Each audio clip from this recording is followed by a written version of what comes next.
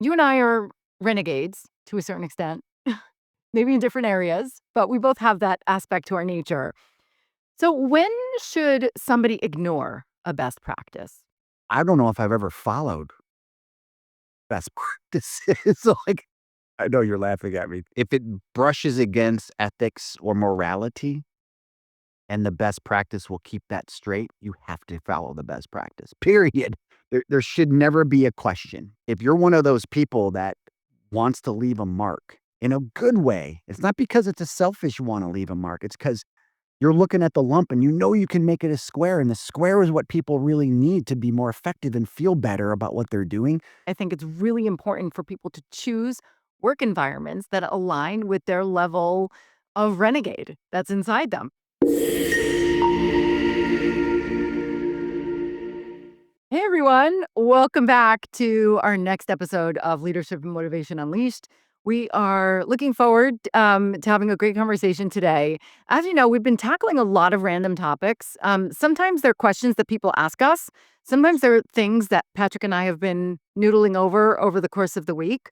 Sometimes it's things that we're inspired by, hearing from other people, reading in the news. But most of the time, we try and pick things that we think will be interesting and of note to more of you. So we're going to tackle that next one. And as we said last time, please, if you have thoughts that you'd like to share, or if you have insights that maybe we missed, please tell us. Reach out to any of us, comment on any of our posts, and we'd love to feature your thought leadership on our channels. So Patrick, are you ready for the question of the day? I am. Okay, so one thing people love to talk about in corporate America is best practices. Best practices. I've heard some people refer to them as leading practices, which I kind of like better because maybe it's not best, or maybe it used to be best 25 years ago and it's not best anymore. Sometimes there's all kinds of other funny terms, SOPs, standard operating procedures, but essentially we are given something to say, this is the way to do it. And it's kind of codified as the law of the land. Now, you and I are renegades to a certain extent, maybe in Uh-huh. different areas, but we Uh-huh. both have that aspect to our nature. Uh-huh. So, when should somebody ignore a best practice? Um, boy. Well, let me start by saying this. If it brushes against ethics or morality and the best practice will keep that straight, you have to follow the best practice, period. Like, there should never be a question. Those type of cutting of corners, which doesn't always have a good connotation with cutting corners, but or trying a different unique way where you could potentially put yourself or the organization you're responsible for or the company you work for or the people that you're with in harm's way, don't do it. Let's put that over here. So everyone hear me say that, and everyone should know what those are. Like that, you don't even need examples of that. It's common sense. Now, let's flip over here to where it isn't going to get you in trouble or, ethics or whatever. I don't know if I've ever followed best practices. So, I know you're laughing at me because you know that to be true. And I don't renegade or go maverick because I think it's cool. I think maybe it's because of where I came from. Like, I don't man, even in the military, think about it, like, the rules in the military are so intense, and they're there for a reason, and a lot of them keep you alive, by the way, like, literally keep you alive. The safety features, the briefings, my god, the endless dialoguing about how something's gonna work. It's for a reason, but even the units I served in, I had commanders that would just they were habitual line steppers. If they saw something illogical or just didn't fit the scenario, they would just make up the rules as they went, and some doctrine got changed because of the people I worked for and what they ended up doing. Like, here's an example. When we deployed to the Middle East, I was 19, I had a big shot as a boss, so I was exposed to a lot of things. I wasn't call it a traditional soldier, at all, and she didn't have a lot of the gear that you would have thought you'd have going to the desert to fight. Like, we came out of Colorado.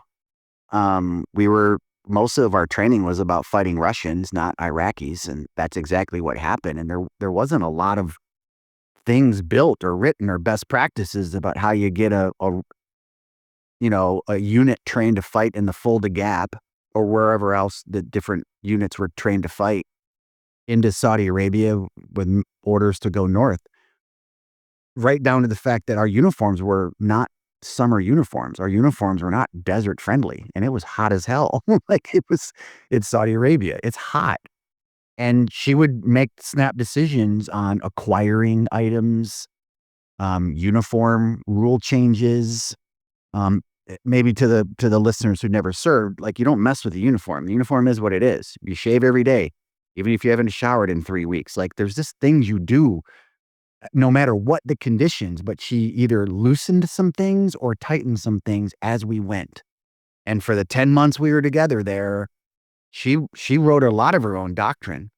And then when I was flying, there's a lot of decisions you're making up front while you're hurtling through space in an aircraft. It doesn't matter how big the aircraft is, aerodynamics are the same. You're moving at high rates of speed off the ground in a tin can. You're making decisions on the fly. So by the time I got to corporate America, I just looked at it like an airplane. Like I didn't know what rules were. I didn't know what best practices were. I had no real training. I mean, I've told Rachel this, and for the listeners, my first job was in HR. And I was the guy that would go with the HR partner. When someone got fired, I'd help them pack their stuff and walk them to the car. That was my job, my first job. I don't even know what I called it, the Turk. I was the Turk. I don't even know what ACS called it, but that's what I did. And then when I got into Moneymaker, which was the ATM and debit arm of the company, which was like 4 months later, I wasn't cut for HR. They put me in a payments company or payments division. And they said, hey, when banks run low on debit cards, call them and order them for them. That was my training. I'm like, debit cards, and debit cards are still kind of new. I'm not aging myself, but 1997, they were out, but they weren't like mainstream like they are now. And like today's kids would never even heard of an ATM card, right? You had an ATM card and you had a debit card. And a lot of our banks and credit unions had both. So when you signed up for one of our banks or credit unions, they'd get, you want an ATM card, you want a debit card? There wasn't just one. The debit card became both in the future, but back then it was both. So I would call banks. No one taught me how to talk to a banker. No one taught me what to say. The price sheet was like not right, and it was handwritten by the person who did the job before me. So I just made it up as I went. So then every job after that, I just kind of made it up as I went. Now, not everyone has that fortune. Not My first job was at a very entrepreneurial company, Affiliate Computer Services. Darwin Deason only cared about growing. He didn't care about rules at all. So be smart and figure it out. That was the training in every job we hired for. Now, I know people today that like go to work for Bear Stearns out of college. Bear Stearns is not going to let you run around like Darwin Deason let you run around and figure stuff out in the fly. They probably give you a manual that thick. You worked at AT&T and Stryker. Like, I'm sure there, when someone walks in net new to the world, here's your best practices, here's your processes, here's your policies. So I'm a product of my past. Even in this job now, I don't have best practices of how to run this place. I mean, the place needs a lot of extra attention and different kind of focus and different kind of behaviors to have stabilized, and now we're growing. Like, I like being around innovative people, and I don't mean creating the new iPhone. I mean, hey, here's a pile. There's no documentation of how the pile works, but we know the pile needs to be a square, not a lump. And I like finding people that can look at that lump and say, I can make that a square. How are you going to do that? Well, I don't know yet. I'm going to figure it out. Man, I love people like that. If you can find organizations that let you do that, and the podcast we recorded for this one about being courageous to speak up or not tolerating whatever's happening to you, you also don't have to tolerate the rule book. Dangerous thing to say, because look, if you're a law enforcement officer listening to this, and we do have a few of those listening, there's a lot of rules for you. I got it. But I'm sure there's some social situations that you're in out on the road or in the world operating with the public that there is no rule book for, and you're innovating on the fly. Innovation just isn't a technology thing. It's how you treat people. It's how you de-escalate situations. It's or potentially, sadly, have to escalate situations. Sometimes the rule books are just there to give you a guide, but when the first starts flying, you gotta figure out how to go. So, when I got to US Bank and there were more rules than I had hair, and I used to have hair back then, like, I still found my own way because some of the rules were not updated. Like, so many businesses have all these rules and best practices and processes and policies and whatever you wanna say. Well, those best practices maybe worked for Johnny because they were built for Johnny's talent level. I'm not saying Johnny was bad or good. I'm just saying they had a style, they had a way, best practice. Well, Sarah comes in and Sarah's like, "I think I can do it this way." Well, then do it. I call it the afraid of your own shadow approach. Don't be. We're on Earth for such a short amount of time.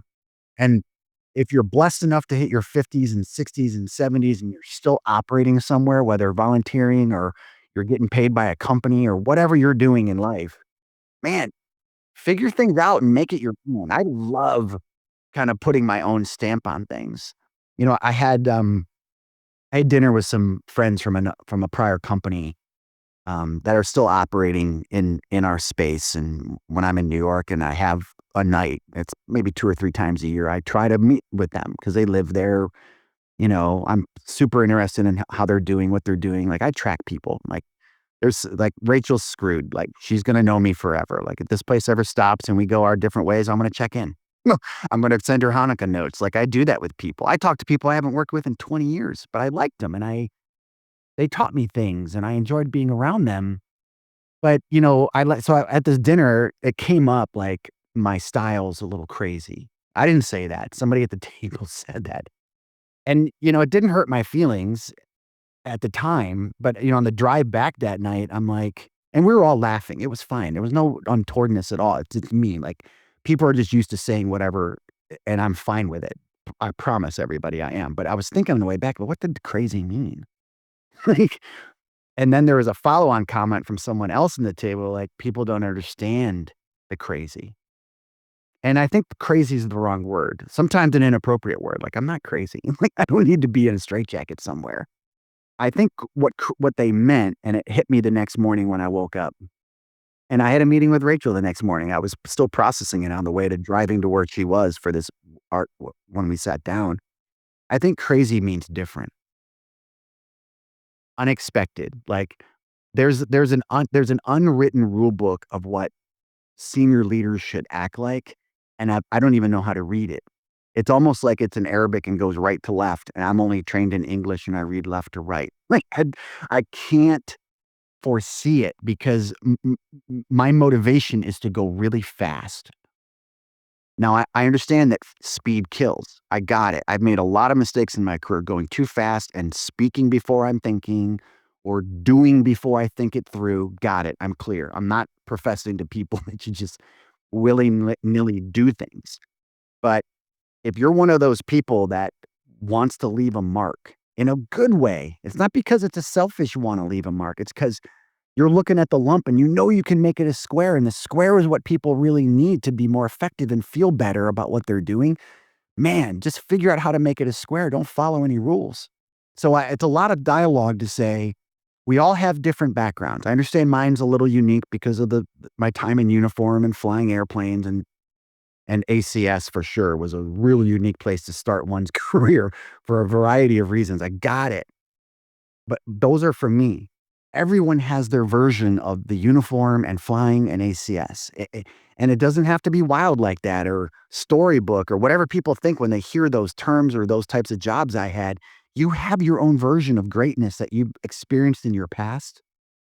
And if you feel the need to like put your own stamp on it, man, I implore people to do that. That's why I love about checkout. Like, I don't tell Rachel a thing to do. I mean, she has, like, these high level guidelines from me as a I wanna do these 3 things, or I'd love to see this happen, or, "Man, imagine if we could do this with that." I don't tell her how to do this with that. The other people that work with her, I don't tell them how to do anything. I just say, "Look, wouldn't this be nice to take this lump and make it a square?" And people are like, "Yeah. How do you want me to do it?" I'm like, "I don't know, figure it out." That's very liberating. Like, I'm not saying figure it out because 'cause I'm lazy. I'm I, I'm saying it because the people that we've attracted here are big thinkers and they can figure things out. Every company has a version of that. If you're oppressed by rules or best practices or a box checking boss, you can politely find a way to push on those boundaries as long as you're not doing anything unethical or immoral, and it's for the betterment of the customers and your coworkers or whoever it is you're working with. If it's for the betterment and they get mad you tried to make something better, then you're in the wrong place. And that's what I'll say about that. So many interesting things. A couple of nuggets I'll respond to, and then I have some thoughts. Yeah. So, the first thing is I'm really happy you started out by reminding everyone that some best practices are actually really, really important. I mean, I would not want to drive over a bridge if the architect did not follow best practices. Uh, right? So sometimes best practices are actually a way to organize chaos and create structure and Don't be more don't smoke efficient. a cigarette while you're putting gas in your car. Yeah, I actually don't do either of those things ever, so there's no worry about I that. would use the example of using common sense. Yes, yes, yes. Um, but, the other thing I think about is, I mentioned earlier that you and I both have a little bit of a renegade in us, Mhm. but for some people with different personality types and different character traits, they actually find best practices really comforting and Mm, reassuring, mhm, and it can be like, oh, okay, this is my to-do list. This is my checklist. This is what's expected of me. And it settles down some of the uncertainty, some of the anxiety. Maybe it's a perfectionism. I don't know what it is. It's a lot of things, but I think it could be really reassuring to people. And that's why I think it's really important for people to choose work environments that align with their level of renegade that's inside them.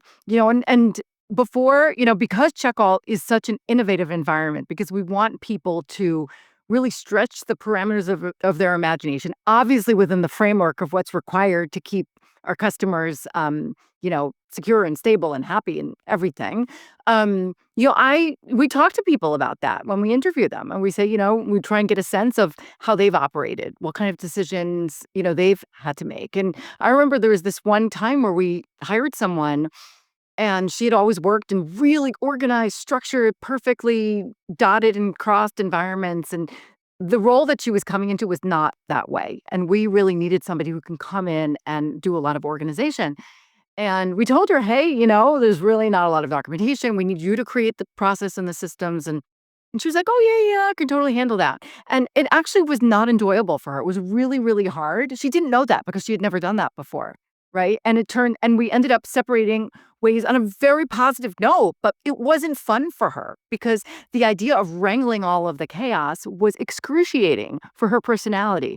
Now, if you would put me in a job where everything was, like, perfectly lined up and I had to just follow instructions, it would be excruciating for me, right? So I think it's really important for companies to understand where they are, for individuals, whether they're leaders or individual contributors, to be able to understand what their tolerance for perfection and for process looks like, and to consider that as they choose which roles, which career paths to pursue, which jobs to take, which companies to work for, which managers, right, to work with, because that could really make or break your overall happiness level yeah. in life, right? No, it's a real thing. I'm thinking about Lisa, my wife, like, she loves Legos. Yes, you Loves told me. and she loves following every direction on every page. And I watch her do them, and it's like some of it's therapeutic, some of it's she just likes doing it, like a lot of people do. Like, Legos has really turned into a thing, it's not a kid's toy anymore. Yeah, Um, and I watch her do it, and I'm like, I could not do that. yeah. And she I makes couldn't either. 10, 12,000 piece. Like, she did the Colosseum from Rome, was 11,500 pieces. I'm like, Wow. I just wanna, like, like, zip them all together at once, but my if I did that, my Colosseum would turn out like the Eiffel Tower, not the Colosseum. Like, her Right. Colosseum turned out perfect because she followed the process, and we get along fantastically. I'm very, shoot from the hip. She's very, aim first. Mhm. Like, aim and then shoot, and it takes all kinds to make the worlds go round, and she was very successful. She had a Yeah. very successful career. She started her own business for 10 years, did that, very successful at that. awesome. Customers loved her because her attention to detail was so solid. Like, Yeah. it's not just about cutting corners. Like, you can have attention to detail and be disciplined in the approach and not be a box checker. Like, you can still be fleet of foot and be happy doing the work. Yes. Being a pure corner cutter, that would not make her happy, and she and I Yeah. worked together for a while. She couldn't but the story is very famous, but she couldn't stand being my coworker because we before we were a thing, we were not a thing. She wanted me to Right. disappear, like, completely disappear. Like, she was not a fan, and, one of the reasons was I just went too fast and I didn't think things through, and she just didn't think Yeah. that was appropriate. And, of course, now we're in our 25th year of marriage, so Oh, it worked out, but it takes all kinds to stir the pot. Not everybody needs to be the renegade, and like Rachel said, agree. your version of that is okay.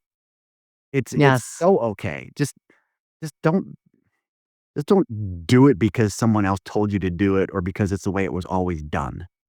Agree. And that's why the other thing I think about when it comes to best practice and, when should we ignore it? When should we rewrite them? When should we refresh them? And the answer is it depends, right? If the best practices are working and everyone is happy and you're getting things done and there's no, I don't know, roadblocks or anything like that, then there's no reason to go and blow up the rule book. It's working. Your products are working, your company's making money, people are collaborating. But what happens when they're not working? Now, again, it doesn't mean that it's only because of the rules, right? But what I have done throughout my career, and I do this, I always challenge assumptions. Like, I don't believe that just because someone said something is something that means it always has to be that way. Now, I've learned as I've gotten more mature to ask about why. Oh, I'm so curious. Can you share why that was done? Or why is this a best practice? Or why did we decide to do it that way? Right? Because it's important to understand where it came from. But then if it's not working, very often I'll hear, oh, legal said so. Or, oh, no, we can't do it the other way. We can. And I'll say, oh, when was the last time we asked? Oh, maybe like 2 or 3 years ago. Well, what has changed since then? Is the world that we live in and that we operate in the same as it was then? Well, I don't know. Well, let's think. What were the variables that changed? So it may be that you go back to that same lawyer or that same compliance person or that same executive and said, hey, 12 years ago, we've set this as best practice because the world looked this way, customers wanted this, or software worked that way. And then and it was fine for a while. Now it's not serving us well. Here's what has changed. We believe there's room to still accomplish that same goal in the same way, but by adjusting our best practice. What do you think if we refresh it that way? Most times, people are like, oh, yeah, okay, I guess.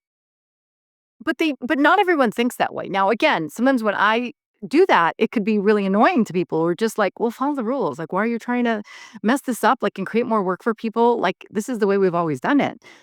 And if it's fine, if everything's working, it's okay. But if it's not fine and if it's causing pain or there isn't success, then I think that's an opportunity. I'll give you a good example. I think I've mentioned this example on our podcast before, but with a different context. I once worked at this company and I was helping them create a strategic recruiting plan for an area of hiring that was really challenging. So this department needed people with a really unique blend of financial analysis and software development skills because they needed to essentially do some really technical things to create these dashboards and analytics, but they also needed the finance brain to understand what it was that they were analyzing. And it was really hard to find people who were willing to do really tactical work at the price point they were willing to pay that had significant expertise in both of those areas.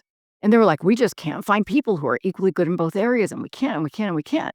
And I said, "Well, are you sure you really need the same level of expertise in both areas?"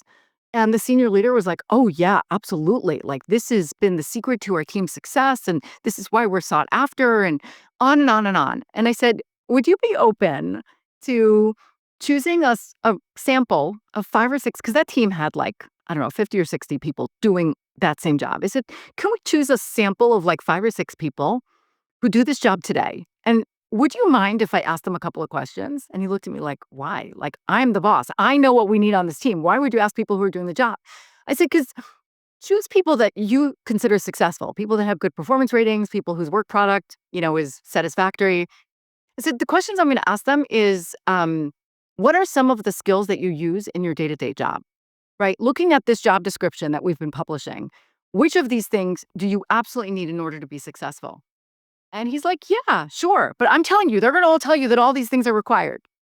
So I had my team talk to 5 or 6 people. And what they came back with was, oh, yeah, actually, we don't do that anymore. I said, what do you mean? Yeah, we don't do the technology part anymore. I said, what? Yeah, we have our technology team and this other part of the company, they came up with this like shortcut or this report or this automation thing. So they do it for us. We don't have to build them anymore. So all we need is the finance part. And I was like, seriously? And I'm like, does anyone know that? They're like, "Oh, yeah." Like, I don't know, it's just something that was around. And I think it was probably something that seemed to be just like an administrative something, and it probably wasn't important enough for the senior executive on the team, but they weren't paying attention, and so they were going out burning calories trying to find people that had skills that were not even necessary. So what I did was I challenged the assumption that this was a best practice for success in this role when that wasn't even true. So now, if they never had challenges filling these roles, then we wouldn't have had to do that because it'd be like, okay, fine. So we were hiring people with extra skill sets. Like, it's not bad. But when it became a problem, like we cannot fill these jobs or people want us to pay them 50,000 more dollars and our budget can't support that, I think it's really worthwhile to look at that best practice and say, is this best practice still serving us? Does it need to be refreshed? What has changed in our environment since that was published? It's getting harder and harder to make the time to do that. There's gonna be whole careers spawning the next 36 to 72 months with people just killing best practices. Because as AI rises, as talents change, as the education system pivots away from teaching people to be a lawyer.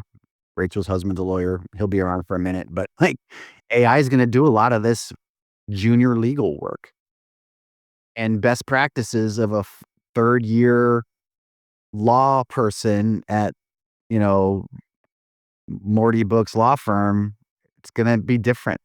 Yeah. And as AI continues to creep in, there'll be less and less people around to circle back to update things. Seriously, like, I remember when the technical writers started getting walked out in the late '90s because of the dot-com crisis, and we never really replaced them anywhere I worked. Well, who's writing all of this down or typing? Who's typing all of this stuff up so we can adjust and track it? And there's companies out there. We're buddies with a CEO of a company called Confidence that is trying to do this, and people are gobbling it up. And I won't speak any more about it because he's got his own business plan and things he deals with his customers. But even then, those customers need to keep following up with it. Just because the AI told you, here's your processes, you have to keep reviewing because your technology is changing so quickly. I'm telling you, there's going to be people are going to make a lot of money. I don't want to call it consulting because supposedly consultants are going to go away too, but call it a Sherpa, call it a best practice Sherpa is going to have to come into these companies and say, hey, these 17 things that you said were needed, you don't need them anymore. Here's the 3 you need now. Or maybe it's 17 for 17. It doesn't matter. Like, are you paying attention to the change around you? Because look at time. Like, my 3rd year anniversary is in a month and a half here. I can't believe it. I can't believe 5 years at Fiserv went by. I can't believe 14 years at US Bank went by. I can't believe 5 years at GenPass went by, 3 years at ACS. So, keep going. Rachel, you have the same thing. Look at your boys. I guarantee you Rachel still looks at her very strapping lads like they're 5, but they're not 5. Like, They they're are not men. 5. They're grown men. And Yes. boom, it's gone. And so think about something mundane like processes and best practices and da da da. Yeah. No one's paying attention, man. So, the the renegade part of people may have to grow. If you wanna call it renegade or maverick or whatever, like, pe that's gonna be a skill set in the future that will be invaluable. Can you decide and build and execute and lead on the fly? Because there may Yeah. not be many best practices because the world's changed that much. You're writing them on the go. Exactly, and 2 things that I think are needed for this and that AI cannot replace, um, one is courage. You need to have the courage to be able to say, "Actually, we've been doing it like this for 100 years. We're not. Let's see what happens." Right now, obviously, don't do that in an area that has high risk, but to have the courage to be able to say, let's have an experiment. Let's do A/B testing. Let's reach out to one of our customers and say, "Hey, would you be open to testing something out with us? We think it's better this way. What are your thoughts?" And then the other one is discernment, or being able to Mm, know how to make a decision, where to practice this, where best practices are not serving you well, because it's not a good use of anyone's time or emotional energy to go and like just rip up all the rule books, right? Because again, some people find comfort in them and it does create order out of chaos in many cases. But so the discernment to know where and to be able to think about, where is something changed? Where are the reasons different? Where is this causing pain? And to be able to boldly say, we're going to test this out. And we want everyone's input and we want to create an environment where people are safe to say, oh, I think we might need to bring that old best practice back. Or I think it's just a tweak. It's not an overhaul, which mhm. is fine too. But again, not being stuck, because if we're stuck, then what happens is the same things that have helped us be successful in the past are not the same things that will take Yeah, us into the future. last piece for me that is gives some clarity maybe on a little bit of this is we just finished a company changing project that took 19 months. And Rachel has a couple of people working for her that spearheaded it the last 18 months, 19 months. There was no rule book for it. There was no best practices for it. At and there were 2 entities involved, us and the other entity. That other entity bit off more than it could chew, kinda, as it relates to what they're known for versus what they signed up to do for us. I think that's fair, right, Rachel? Okay. And us, Checkalt, had never done or thought of that kind of work before, like moving large pieces and processes to a digital provider. We'll say that. And I watched these people that work for Rachel do this work, and in their moments of highest frustration, my role, on occasion, not all the time, was to remind them that you're feeling this way because this has never been done before. And your mind is telling you it should work like this, but you're hanging on to yesterday. This new entity isn't going to do it like that. They have their own ideas. And it doesn't mean their ideas were right. And it doesn't mean their best practices were right, because payments businesses like ours, we're almost the embodiment of Maverick, being a Maverick. Like, these businesses are very different in the way that something new happens every minute. There's a new scenario. There's so much money moving so quickly. There's a new scenario that no one's thought of every minute. So if you aren't capable of being entrepreneurial in spirit, fast on your feet, really be comfortable with ambiguity, and to make the rules as you go, because there's no one to look to. Well, how did they do it? Well, no one's ever done it before. Well, you better figure it out. So I think that's important too. Like, this group just lived it, and there's many businesses living it. We're not starting our AI journey. We're like, it's a 4-step process that we started in, early 24, that we're entering phase 3 of a 4-phase process. But it's the biggest phase. It's the heaviest. It's the most impactful. It's gonna come with new revenue opportunities and some efficiency savings things that can happen with our yesterday workflows. The people that are doing this work, there is no rule book for it.